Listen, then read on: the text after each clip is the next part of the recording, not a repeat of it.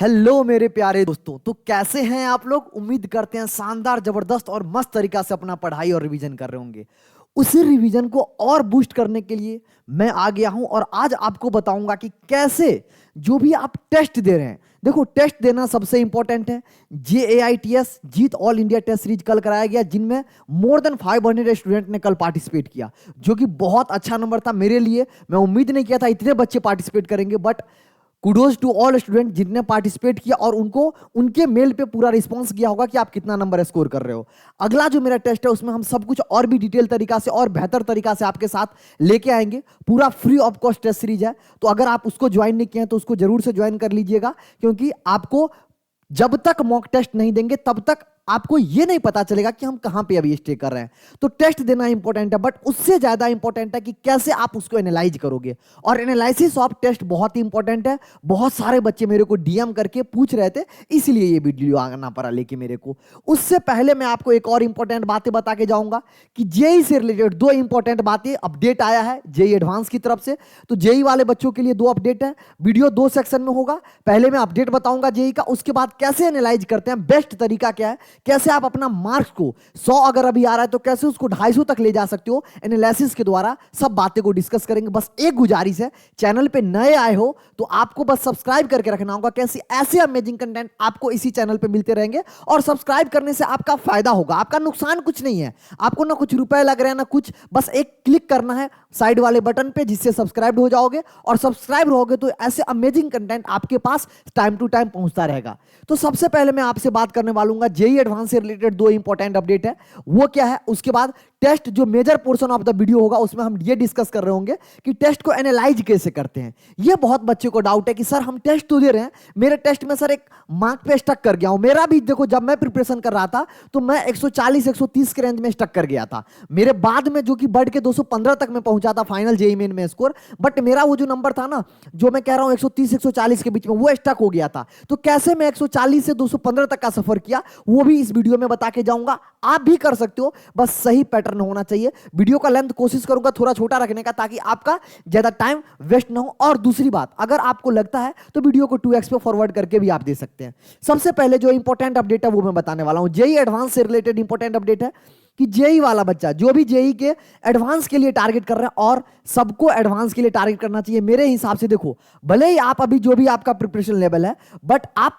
Focus सबसे पहले आपको जेई मेन, लेकिन जेई मेन में जैसे आप एक ठीक ठाक स्कोर कर लेते हो तो आपको आईआईटी के लिए जाना चाहिए। उसका डेट आ चुका है 18th ऑफ क्या मई, जो कि टेंटेबली सभी बच्चों को पता होता है, लेकिन हाँ आज ऑफिशियली आईआईटी कानपुर, इस बार जो पेपर है वो जेई एडवांस का आईआईटी कानपुर पर आ रहा है। आपको पता होगा 7 रीजनल आईआईटी है, वही आईआईटी अल्टरनेट करके पेपर कराता है ईयर बाय ईयर। इस बार आईआईटी कानपुर करा रहा है। ऑफिशियल अनाउंसमेंट उसकी वेबसाइट पे आ चुका है, आप देख लिए होंगे, नहीं देखे हैं तो देख सकते हैं। हालांकि मैं आपको कंफर्म करके बताया हूं 18 मई को आपको दो पेपर होते हैं, पेपर 1 पेपर 2 18 मई को आपको देखने को मिलेगा जेई एडवांस का। सबसे पहला इंपॉर्टेंट। दूसरा इंपॉर्टेंट अपडेट, आप बोलोगे सर ये क्यों बता रहे हो? देखो, जब आपको जेई एडवांस से रिलेटेड कुछ बात बता रहे हैं तो उससे खुशखबरी भी तो होना चाहिए। दिसंबर का डेट आ गया, आज 2 दिसंबर था, कल 1 दिसंबर था। तो आईआईटी में प्लेसमेंट का डे होता है, डे 1 डे 2 डे 3, ये दिसंबर से स्टार्ट होता है, 1 दिसंबर से। तो जब 1 दिसंबर को प्लेसमेंट देखा गया तो एक अच्छी खबर आप लोगों को बताना चाहता हूं।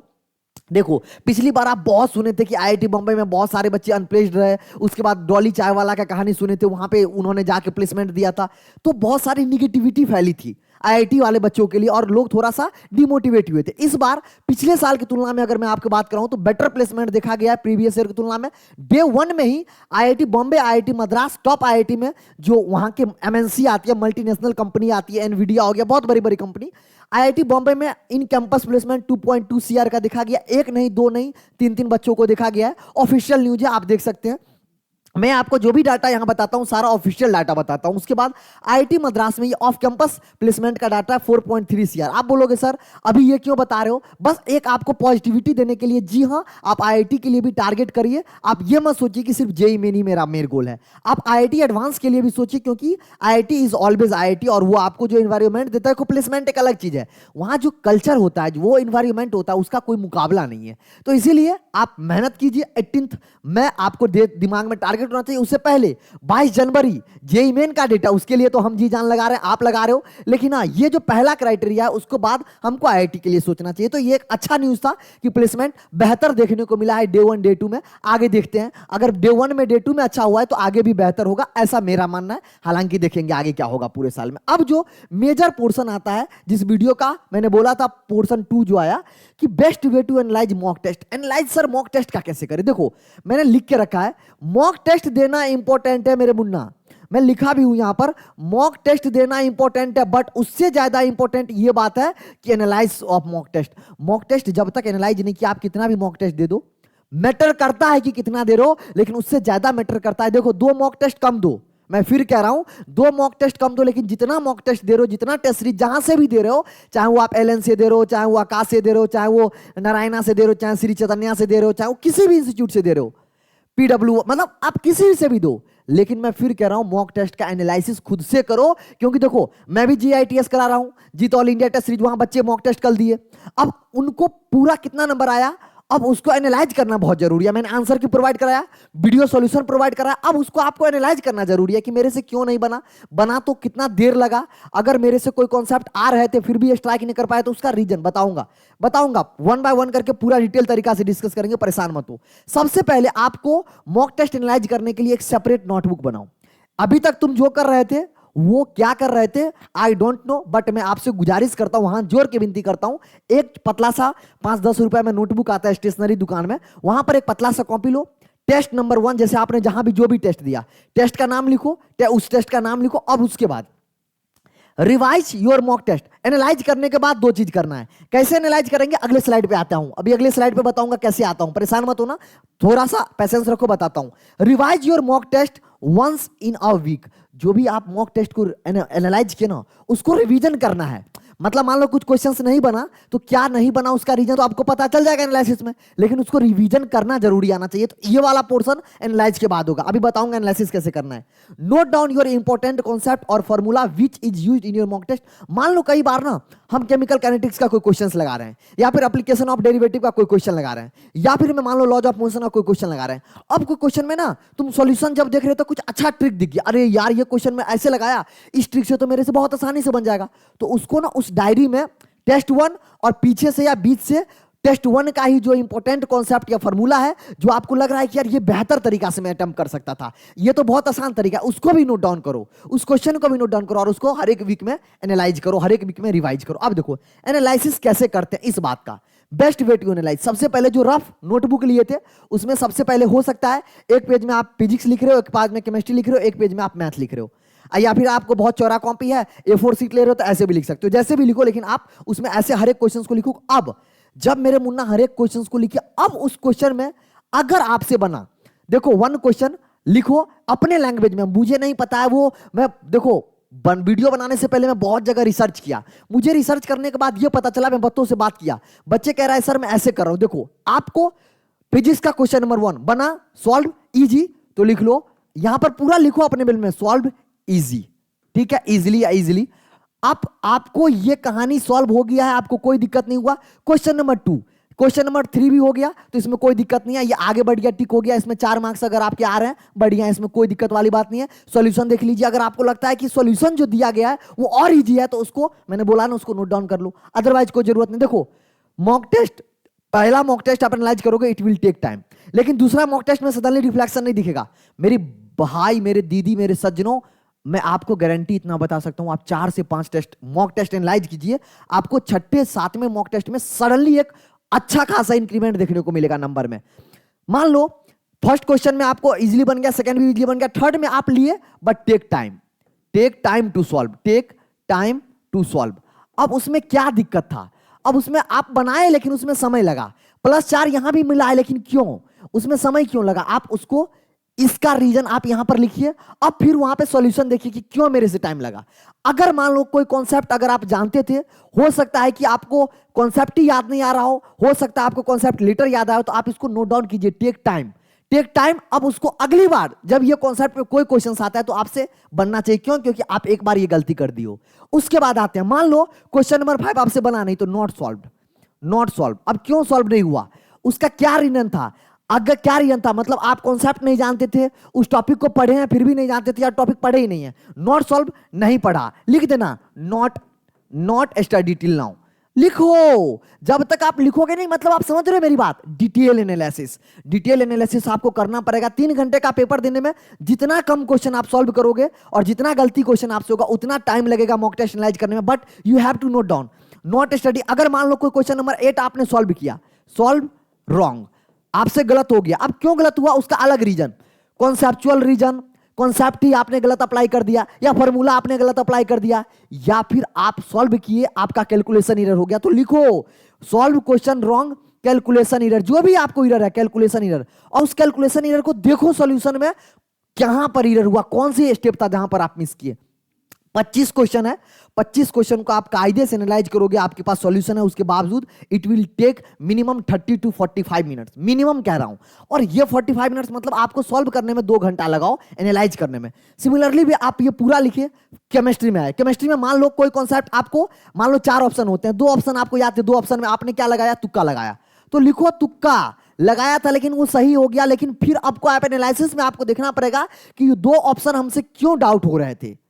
मतलब मैं ये कहने का है कि जो भी आपके 75 क्वेश्चन होते हैं, ऑल 75 क्वेश्चन को आपको हर एक का प्रॉपर रीजन लिखना पड़ेगा, और अगली टेस्ट में जो भी यहां गलती कर रहे हो उसका सॉल्यूशन देखो, उसका रीजन लिखो। अगर इससे मान लो कोई इंपॉर्टेंट कॉन्सेप्ट आया, तो मैं बोला था उस इंपॉर्टेंट कॉन्सेप्ट को नोट डाउन भी कर लो आप अपने डायरी में, आप अपने कॉपी में, जो भी चीज आप ले रहे हो उसमें नोट डाउन करो कि यार इसमें तो बढ़िया ये कॉन्सेप्ट था, ये तो मैं जानता था बट इससे और आसान बनाया जा सकता। इस तरीका से जब आप ऑल 75 क्वेश्चंस का आपके पास एक्सप्लेनेशन होगा, तब आपको आइडिया लग पाएगा, अच्छा मेजर क्वेश्चन में या तो मेरा कॉन्सेप्चुअल एरर हुआ है, या तो हम कॉन्सेप्ट नहीं पढ़े हैं। अब जो कॉन्सेप्ट मान लो आपने नहीं पढ़ा है, उसको जाके टॉपिक पे, उस चैप्टर को पूरा रिवाइज मत करो, वो टॉपिक खोलो, मतलब वो चैप्टर खोलो, उसके टॉपिक के अंदर जाओ। मान लो मैं मैथ में एक क्वेश्चन लेता हूं, मैथ में मैं एक क्वेश्चन लेता हूं एक टॉपिक का, मान लो प्रोबेबिलिटी का, डिफरेंट केसेस वाले क्वेश्चंस होते हैं, प्रोबेबिलिटी का, या बोल दूं केस 3 वाला क्वेश्चन या केस 4 वाला क्वेश्चन, कोई भी कॉन्सेप्ट ले लो, या मतलब कोई थ्योरम पे, रोल्स थ्योरम जो होता है ना, रोल्स थ्योरम जो होता है ना, रोल्स मीन वैल्यू थ्योरम, आरएमबीटी जो होता है। अब मान लो क्वेश्चन उस पे आ गया, मान लो आपने क्या किया, आरएमबीटी का क्वेश्चन आया था, आपसे नहीं बना, तो आप पूरा चैप्टर रिवीजन मत करने जाओ, आप सीधे जाके आरएमबीटी देखो, रोल्स मीन वैल्यू थ्योरम देखो कि वहां पर भैया क्या ऐसा कॉन्सेप्ट था जो मैं पढ़ा हूं बट उस टाइम पे नहीं स्ट्राइक कर गया था। आप रिवीजन करो, आप इस क्वेश्चन को लगाओ। मतलब मैं कह रहा हूं ना, एक टेस्ट पेपर 3 घंटे का होता है, एनालाइज करके पूरा पेपर सॉल्व अगेन करके आपको 6 घंटा, 7 घंटा, 8 घंटा लगेगा। लेकिन अगर ये 8 घंटा दे दिए तो मान लो इसमें 75 कॉन्सेप्ट था, 75 कॉन्सेप्ट में से आप, इसमें से आप 15-20 कॉन्सेप्ट भी आप नहीं सीखोगे, इस बात की क्या गारंटी है कि आप जो पेपर दोगे जेई में, उसमें से इसमें से क्वेश्चन ना आए। आप मान लो 20 मॉक टेस्ट दिए, 20 मॉक टेस्ट में से आप 20 के 20 एनालाइज करके गए, मेरे भैया आप बिलीव मानो मेरे बात पे, कई डायरेक्टली क्वेश्चन आपके सीधे मॉक टेस्ट से आपसे स्ट्राइक हो जाएंगे, सीधे टकरा जाएंगे इससे। तो मैं इसीलिए कह रहा हूं मॉक टेस्ट का एनालाइज करना बहुत जरूरी है। हर एक क्वेश्चन को उसका रीजन लिखो, क्यों नहीं बना तो देखो, या तो तुम गलत बनाए होगे, या तो तुम स्किप किए होगे, स्किप किए तो क्यों स्किप किए, क्या तुम उसका कॉन्सेप्ट नहीं जानते हो, अगर नहीं पढ़े हो तो टॉपिक पढ़ो। देखो अब स्मार्ट तरीका से करना होगा। अब पूरे चैप्टर आप 8 घंटा का पूरा वन शॉट देख रहे हो, उससे नंबर नहीं आएगा। आप टेस्ट लगाओ, टेस्ट लगाने के बाद उस टॉपिक को पढ़ो जिस टॉपिक से आपका क्वेश्चन नहीं बना, फिर उस क्वेश्चन को सॉल्व करो, फिर अगला टेस्ट दो, फिर वही चीज रिपीट करो। इट विल टेक हर एक वीक में कम से कम अब 2 टेस्ट दो, कम से कम पूरा दिसंबर जनवरी में 3 टेस्ट देने लगना, और ये फ्रीक्वेंसी रखोगे तभी मेरे दीदी, मेरे सज्जनों, मेरे भाई एवं बहनों, आप ओरिजिनल जो जेईई मेन का टेस्ट होगा उसमें आप अच्छा स्कोर कर पाओगे।